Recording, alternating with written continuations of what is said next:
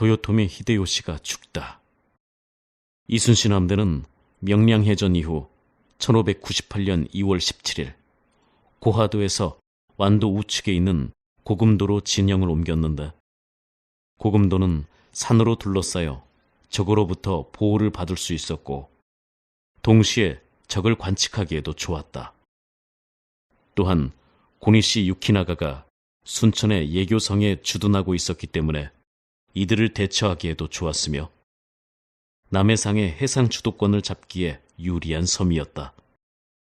고금도에서 이순신은 조선 수군을 재건설하는 데 총력을 기울였다. 드디어 도요토미 히데요시가 죽었다.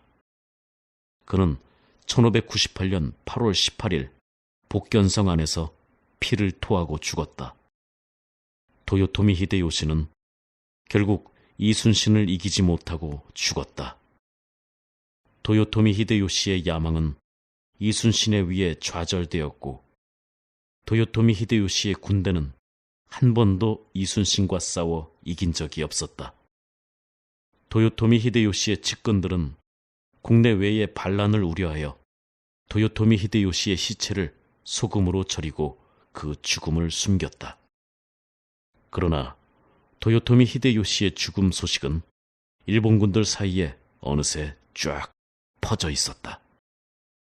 공격이 주춤거려졌고 슬슬 도망할 준비를 갖추었다.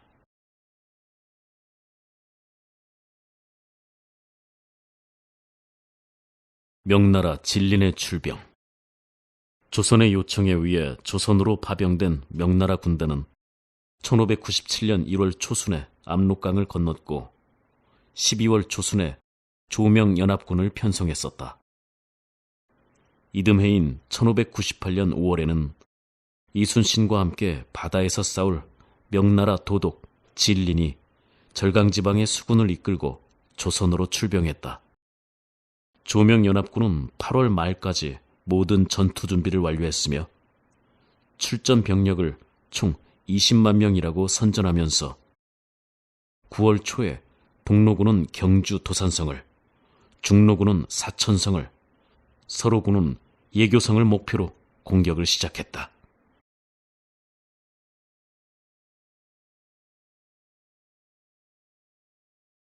예교성 전투. 이순신과 직접 관계되는 고니시 유키나가가 있는 순천의 예교성에 대해 알아보자.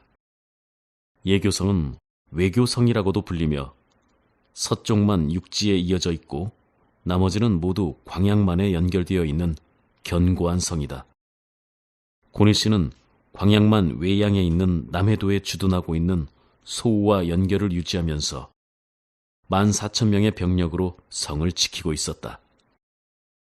육군과 더불어 바다에서는 이순신의 조선 수군과 진린의 명나라 수군이 7월 16일에 고금도에서 처음으로 만나 연합 함대를 이루었고 9월 18일 나로도를 출발하여 9월 19일에는 순천에 도착했다.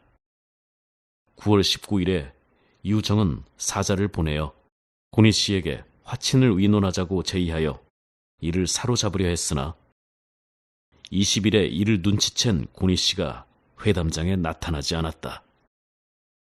이날 20일에 조명연합함대는 광양만에 도착하여 20일, 21일, 22일, 10월 2일, 3일, 4일 등 총 6회에 걸친 수륙 합동작전을 펼쳤으나 예교성은 쉽게 무너지지 않았다.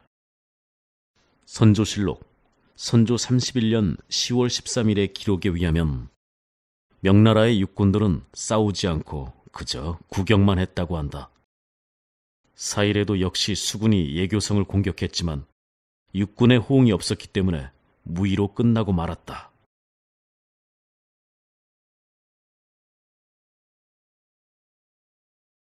류성룡의 파직. 바로 이 즈음 이순신을 형제같이 아끼고 사랑하며 뒤에서 알게 모르게 뒷받침을 해주었던 든든한 후원자.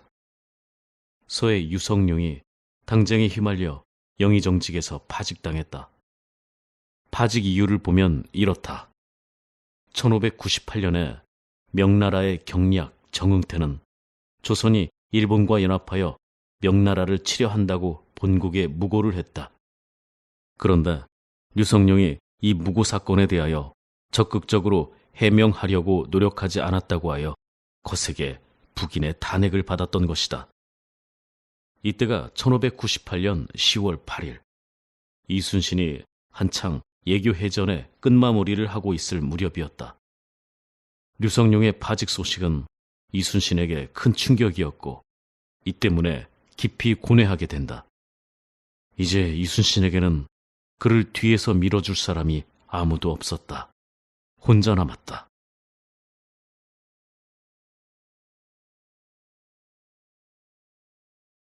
뇌물에 빠진 명예 장수들. 명나라 장수 유정은 고니 씨로부터 뇌물을 받고 매수되어 육군을 철수시키려 했다. 때마침 사천성에서 중로군이 대패했다는 소식을 들은 유정은 6일에 조선군을 먼저 철수시키고 7일 야간에 1만여 명을 현지에 잔류시킨 채 주력 부대를 순천 서북 쪽에 있는 부유로 철수시키고 말았다. 이렇게 육군의 주력이 빠져나가자 수군은 할 수 없이 9일에 광양만에서 철수하여 여수를 거쳐 12일에 나로도로 복귀하고 말았다. 참으로 분통한 일이다. 이순신의 연합함대가 나로도로 복귀한 뒤 고니 씨는 본국으로부터 철수 명령을 받았다. 이에 고니 씨는 유정과 휴전을 모색하여 부산으로의 안전한 철수를 보장받으려고 안간힘을 썼다. 그러던 중 드디어 예교의 고니 씨, 사천의 시마즈, 남해의 소우 등의 일본 수군들이 11월 11일 기에서 남해의 창선도 정량에 집결한 후 때를 지어 일본 땅으로 철수하려 했다. 이 소문을 들은 이순신은 곧 진린과 연합함대를 편성하여 11월 9일에 나로도를 출발하여 광양만으로 급진했다. 그리고 11일부로 고니 씨가 나오는 해상을 봉쇄했다. 이 해상 봉쇄선은 고니 씨가 숨어있는 예교에서부터 불과 2km 떨어졌으며 이로써 고니 씨는 그야말로 도가내든 쥐꼴이 되었다. 그러자 고니 씨는 유정에게 했던 똑같은 수법으로 진린을 뇌물로 구워 삶았다. 진린은 이순신의 배에 와서 이제 히데요시도 죽었고 고니 씨도 더 이상 싸우지 않기를 원하니 그만 놓아주자고 수작을 부렸다. 이에 이순신은 진린에게 단호하게 말했다. 대장 불가 언화, 수적 불가 종유. 이 말은 대장이란 모름지기 화에 대해서 말하는 것이 아니다. 이 원수들을 그냥 돌려보낼 수 없다고 하는 의미다.